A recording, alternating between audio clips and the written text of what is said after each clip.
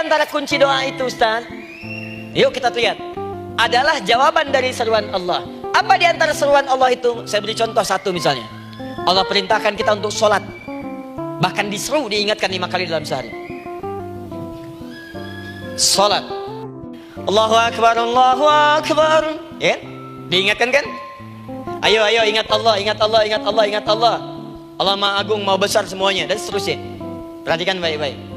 Apa tujuan Allah menyuruh kita dalam sholat? Ternyata bukan ingin memberikan beban ruku dan sujud. Bukan sujudnya yang penting.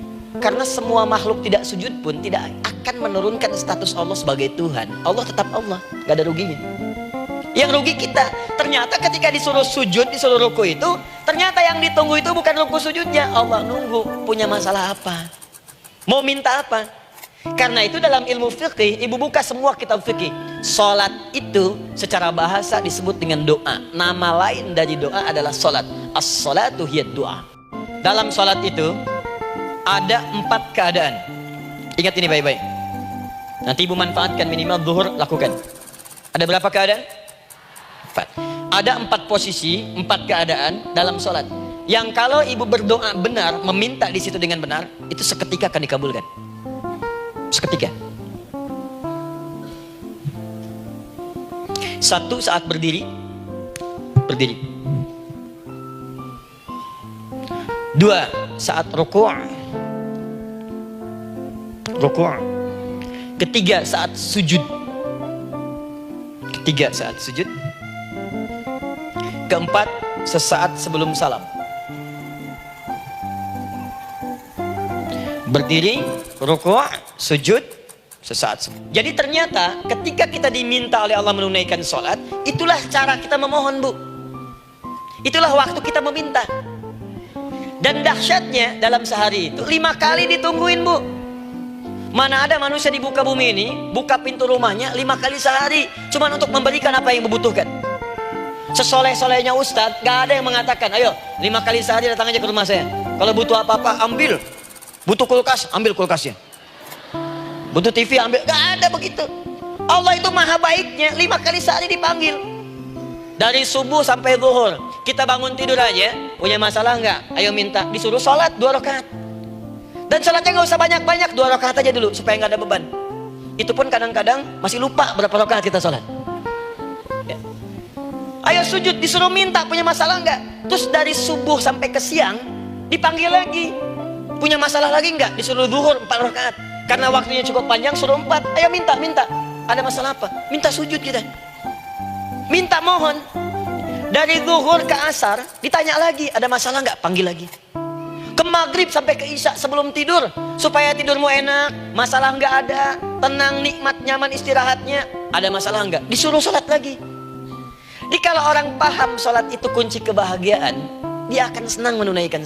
Ayo tenang. Yuk dapatkan apa yang kamu inginkan. Falah. Jadi kalau orang paham sholat itu menyelesaikan persoalan, tentu orang akan berbondong-bondong semangat untuk menunaikan sholat. Cuman sayang segelintir orang itu menilai sholat sebagai beban.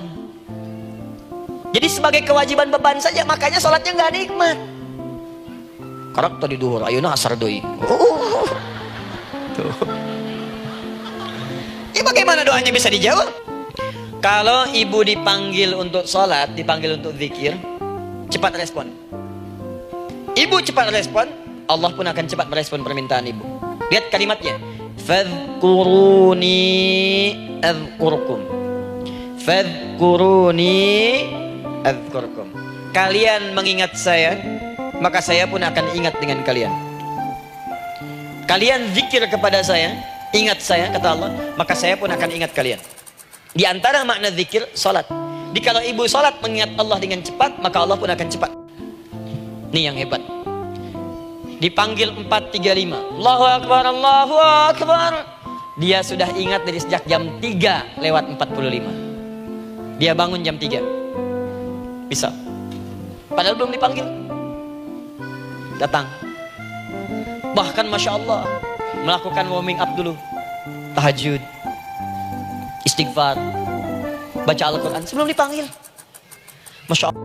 Orang yang belum dipanggil sudah datang menghadap Allah. Tahajud dia, zikir dulu, istighfar dulu. Ini orang, maaf ya, walaupun dia belum memanggil Allah, Allah sudah menyelesaikan semua persoalannya.